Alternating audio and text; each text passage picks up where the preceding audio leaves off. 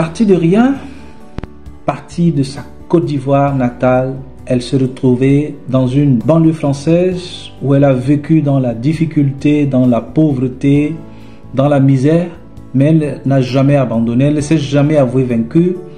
Elle a décidé de se hisser au sommet, sortant de la banlieue française. Elle s'est retrouvée à Londres et de Londres, elle se retrouve dans la station de ski la plus huppée des États-Unis, dans la ville où vivent les milliardaires, une centaine de milliardaires en dollars américains, la ville de Aspen. Là où pour avoir un commerce, il faut débourser un minimum de 1 million de dollars pour avoir un local. Et c'est là où elle va décider de se lancer et c'est là exactement que son bonheur va arriver. Elle va connaître un succès fulgurant et aujourd'hui, elle est propriétaire d'une chaîne de restaurants, elle est propriétaire d'une maison d'édition et elle envisage de conquérir le monde entier. Aujourd'hui, je t'amène découvrir une femme très forte, une femme très puissante. Mawa McQueen, je l'appelle ma reine, car c'est une reine. Je suis Sylvain, je suis entrepreneur, multi-investisseur depuis l'âge de 12 ans. Si toi aussi, tu veux faire croître ton business, tu es au bon endroit, au bon moment. Allons dans la vidéo avec Mawa McQueen, interviewée par Léa Salamé. Je te prie de rester attentif et d'écouter et de prendre des notes parce que c'est une vraie masterclass. Allons-y.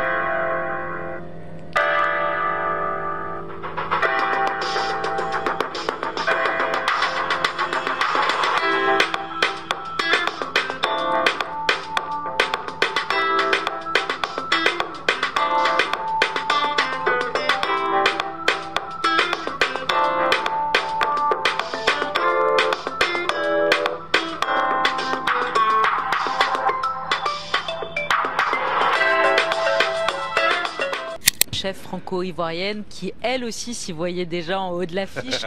Bonjour Mawa McQueen, merci d'être avec nous ce matin. Bonjour, merci de me recevoir. Si vous étiez un continent, un personnage historique et une recette de cuisine, vous seriez qui, vous seriez quoi? Un continent, je dirais aujourd'hui l'Amérique. Ouais. Dans le futur, ça sera l'Afrique. Et puis l'autre question. Un personnage historique. Rosa Parks. Rosa Parks. Oui. Évidemment. Évidemment. Et une recette de cuisine? Le mafé. Le mafé. Oscar Wilde disait « Vivre est la chose la plus rare du monde. La plupart des gens se contentent d'exister. » Qu'est-ce que vous en pensez de cette phrase, vous qui vivez à 1000 à l'heure? Mais c'est génial parce que j'ai repris cette phrase dans mon livre. Ouais. Parce que je veux plus exister. Je veux vivre. Je veux croquer la vie, il y a plein dedans et voilà quoi. Vous l'avez toujours croqué à... Ça, c'est la première leçon que j'apprends et que j'ai appris de cette grande dame. Moi, je l'appelle ma reine parce que c'est une reine pour moi. Parce que faire ce qu'elle a fait, continuons. Je ne veux pas vous interrompre. Je voudrais qu'on continue à déguster ensemble cette masterclass. Vous l'avez toujours croqué à plein dedans. Quelle histoire incroyable que la vôtre quand même, Mawa McQueen. On a du mal à y croire tellement ça semble surréaliste votre histoire. Vous êtes né dans une famille très pauvre d'Abidjan, en Côte d'Ivoire, dans un village à côté d'Abidjan. Vous avez passé votre adolescence à Trappes, en banlieue parisienne, avant de partir avec une détermination et une volonté de faire aux États-Unis il y a 20 ans, où vous avez fait fortune dans la restauration, dans la station de ski la plus chic des États-Unis, Aspen, avec des crêpes de luxe dont les Américains raffolent. Vous avez aujourd'hui 4 restaurants, 120 employés. Vous allez encore développer des restaurants un peu partout aux États-Unis, des franchises. Vous êtes invité sur tous les talk-shows américains. Vous vous êtes construite toute seule, sans famille, sans héritage pour vous aider. C'est une leçon de vie que vous racontez dans ce livre, dans votre autobiographie. Une ambition sans limite parue dans votre maison d'édition MCQ, parce que vous avez votre propre maison d'édition. Voilà, c'est comme ça aux États-Unis. Oui. Et on le commande en le lisant sur Internet. Votre destin part d'une phrase que vous avez entendue enfant, quand vous étiez à Abidjan encore et que vous regardiez la série The Cosby Show. Le Cosby Show, cette famille noire américaine qui était riche, qui avait réussi. Vous la regardiez à Abidjan. Vous qui avez l'habitude de dire non, c'est que je sors d'une famille pauvre, non, c'est que je n'ai pas les moyens, c'est que je n'ai pas fréquenté, mon père ne m'a pas envoyé à l'école, vous trouvez toujours des excuses. J'espère que vous êtes en train de prendre des notes. Vous êtes en train d'écouter ce que Léa Salamé est en train de dire de cette dame, parce que c'est véritablement une grande dame. Continuons dans la vidéo. Et il y a cette phrase « Je ne veux pas devenir une statistique ». Qu'est-ce que ça veut dire? Ah, pour moi, je voulais pas être la norme, je voulais pas être dans les en disant que je suis née je suis à Trappes, il faut que je vive là, il faut que je mange là, il faut être dans les normes. Non, je voulais pas, je voulais être en dehors des statistiques. En dehors des statistiques. Ah oui, absolument. Pour moi, c'était avoir une autre vie, avoir une autre option de vie. Et c'est ce que vous racontez dans votre livre, vous donnez tout un tas de conseils pour y arriver. Sûr. Je vais y venir, mais d'abord votre histoire, parce qu'elle est vraiment formidable. Vous naissez donc il y a 50 ans. 50 ans. Presque, hein. Presque, 49 et demi. 49 et demi, jusqu'au mois de juillet. Dans un village donc près d'Abidjan, votre mère est chrétienne, elle a 18 ans, votre père musulman, il a déjà 2 femmes. Ces 2 êtres n'avaient rien à faire ensemble, écrivez-vous. D'ailleurs, ils se séparent et ne peuvent pas s'occuper de vous. Ils vous confient à une tante lointaine.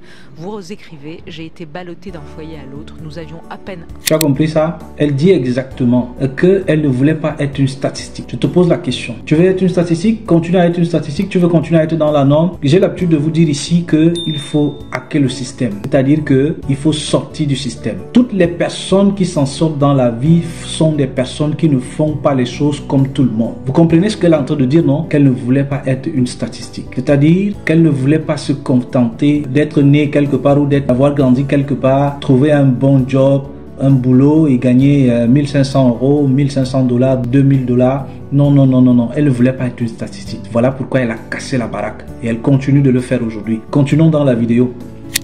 Je dormais sous la table et j'ai appris à me taire, à devenir invisible et à me fondre dans le décor car je me sentais indésirable et abandonnée.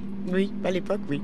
Ça a vraiment été ça, vos 10 premières Ah oui, ça a vraiment années, été... quoi. Oui, absolument, parce que c'est des sentiments que j'ai eus. Et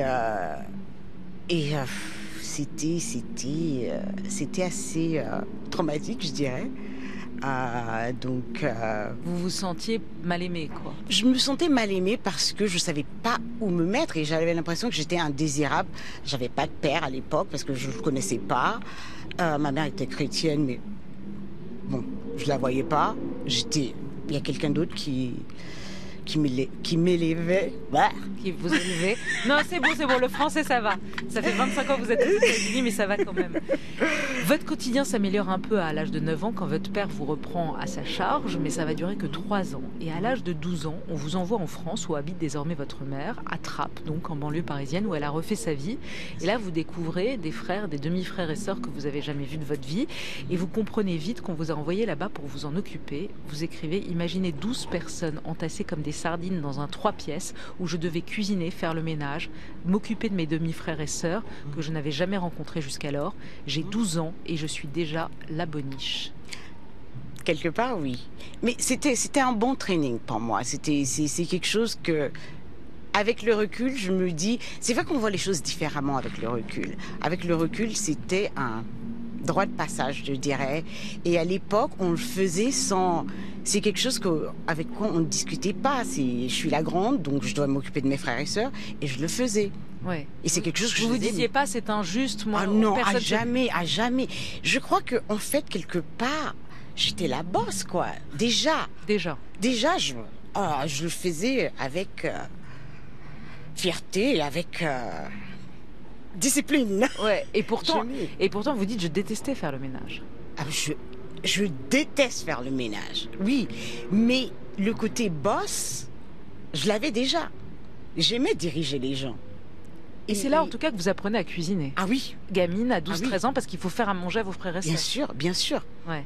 Parce que mes parents travaillent, donc qu'est-ce que tu fais? Bah, tu t'occupes de tes frères et sœurs, quoi. Et puis vous faites un lycée pro, vous faites un CAP au lycée hôtelier de Saint-Quentin en Yvelines, vous commencez des petits boulots dans les restaurants, vous racontez, il y a un extrait sur les blessures du corps de ce que... Je les ai toujours. Vous les avez toujours, vous dites: je ne compte plus les coupures, les brûlures causées en cuisine, dont mon corps peut encore témoigner. Ces blessures sur mon corps sont devenues mon insigne d'honneur et de discipline. Oui. Malgré les souffrances, malgré les rejets, vous gardez votre rêve qui se résume au fond dans une chanson de Black Mamba, une chanson que vous adorez, qui est sur votre compte Instagram. Je m'arrache au soleil, mon existence d'avant, je la raye. Oui.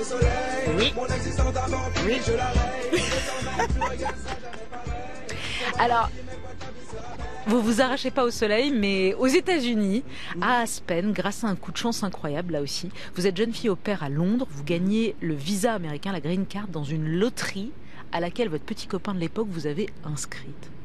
Correct. Oui. Comment c'est possible ça? Mais c'est fou.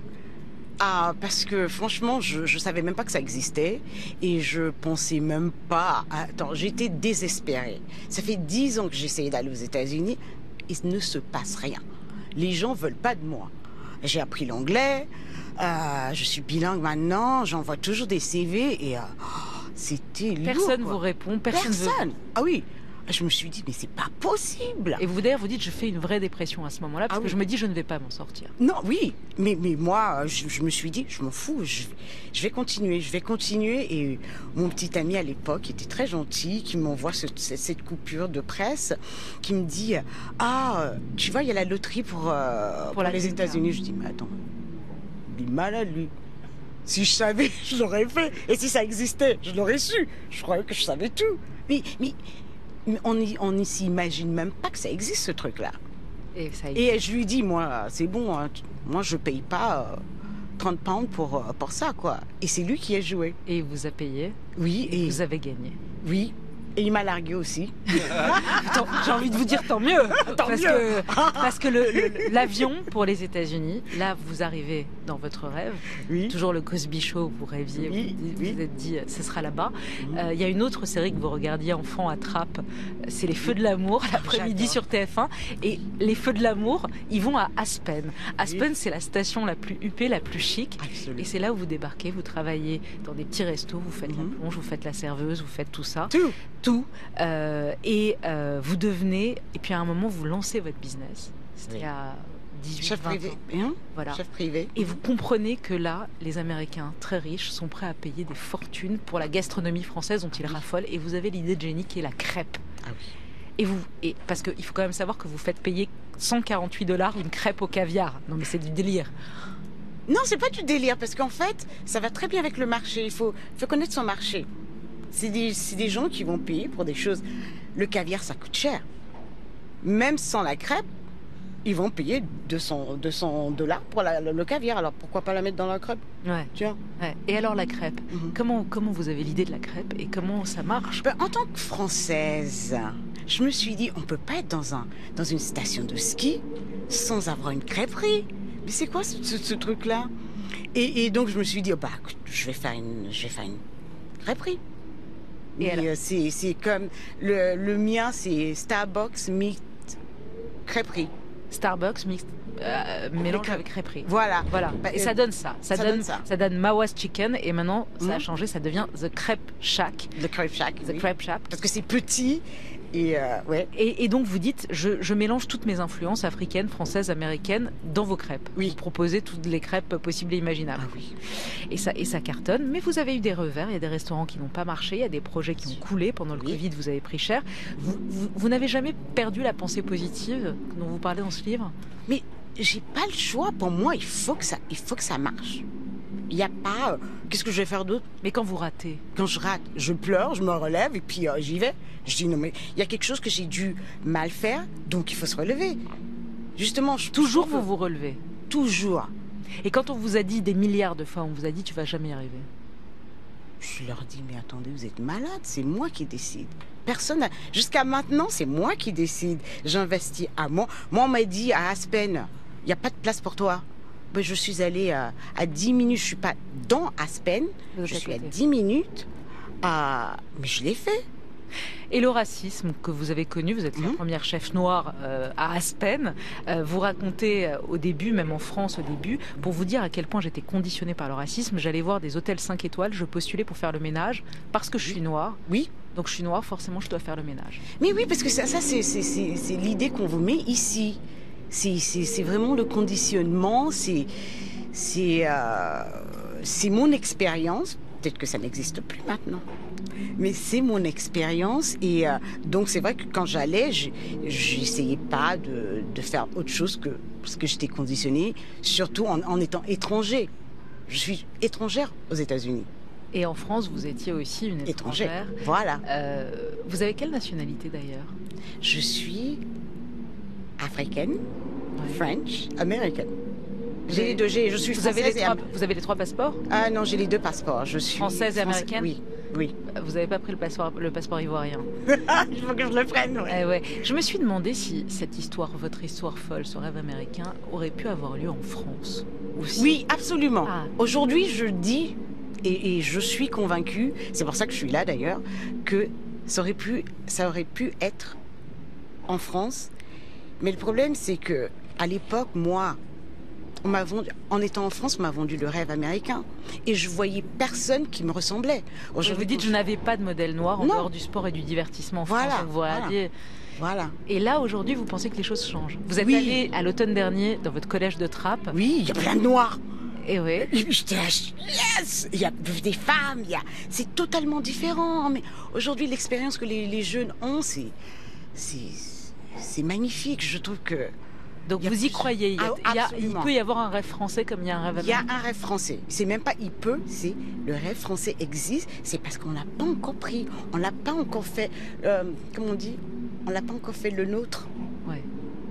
Mais Mao McQueen, je vous ai posé la question dans le couloir. Est-ce que vous aimez revenir en France? Vous revenez 1 ou 2 fois par an. Et vous m'avez répondu, maintenant oui. Maintenant, oui. Et pourquoi avant non? Avant, non, parce que j'avais des blessures. Ouais. Et il m'a fallu du temps pour comprendre que, bon, bah, écoute, ça c'était à l'époque et maintenant les choses ont changé. Il y a une femme qui a changé votre vie, elle s'appelle Oprah Winfrey, c'est la Ah, star c'est absolue, c'est la star absolue des talk-shows américains. Oui. Pense comme une reine, elle dit. Une reine n'a pas peur d'échouer. Pense comme une reine et elle donne ce conseil-là. On l'écoute. Oprah. Vous devez avoir une sorte de vision de votre vie.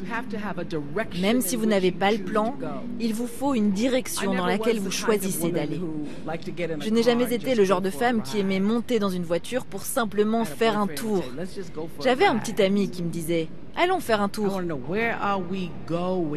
Mais moi, je veux savoir, où est-ce qu'on va? Est-ce qu'on a une destination? Il y a un plan ou juste on roule? Ce que j'ai appris, c'est que c'est une excellente métaphore de la vie. Vous voulez être aux commandes de votre vie, car si vous ne l'êtes pas, c'est la vie qui vous conduira. C'est vrai.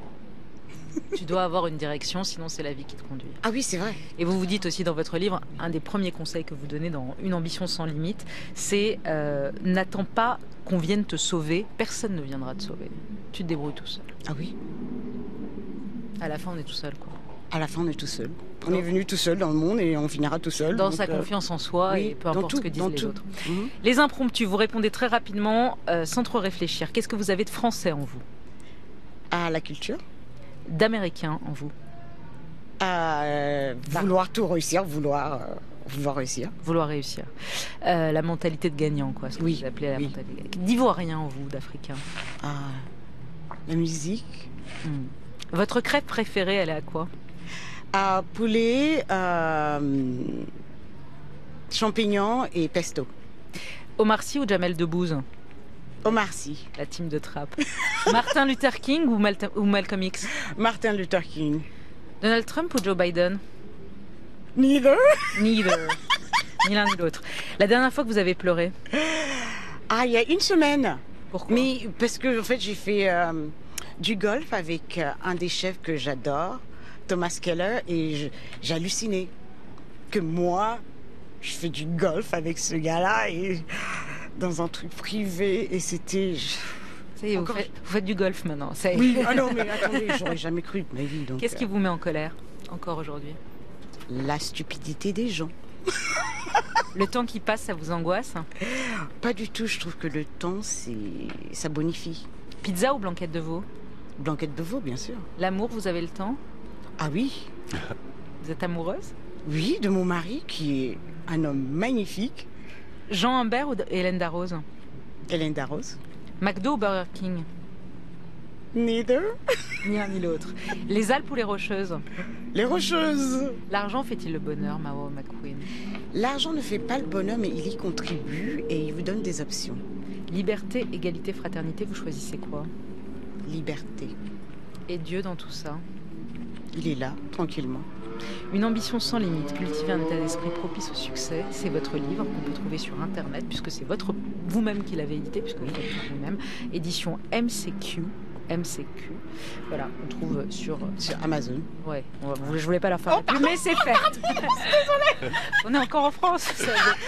Merci Mawa pour ce beau parcours de vie et belle journée. Waouh, waouh, waouh, waouh. J'espère que vous avez écouté. Parce que quand j'ai l'habitude de vous dire sur cette chaîne, il n'y a pas de limite. Les limites existent dans votre mental, les limites existent dans votre esprit. Effectivement, c'est le titre de son livre, de cette grande dame, de ma reine, parce que c'est une reine. Comme Oprah Winfrey et Rebecca Enochon et bien d'autres, qui sont des véritables modèles pour les Africains. J'espère que tu as écouté attentivement. J'espère que tu as retenu et que tu as pris les notes. Parce que dans la vie, comme nous avons écouté dans l'interview, là où Léa Salamé remet la coupure de Oprah Winfrey qui dit « Ne jamais vivre ou aller sans direction ». Vous avez bien compris? Vous avez compris ce que c'est. Vous avez compris qu'on ne vit pas sans direction. C'est-à-dire qu'il faut avoir un plan. Et on commence à se mettre en action pour pouvoir implémenter son plan. Il faut avoir une direction. On ne vit pas sans direction. On ne monte pas dans une voiture sans savoir là où on va. Il faut qu'on ait une destination. Il faut qu'on ait un plan. Le plan, c'est quoi derrière? Je monte dans la voiture, le plan, c'est quoi derrière? C'est une métaphore de la vie, comme dit Oprah Winfrey. Ne pas vivre sans plan. Ne jamais abandonner, comme dit notre reine McQueen. Vous voyez comme elle dit, elle est arrivée aux États-Unis dans une ville fermée seulement aux milliardaires. Mais elle ne s'est pas dit non parce que je suis noire, parce que ici il faut trouver un local à $1 million.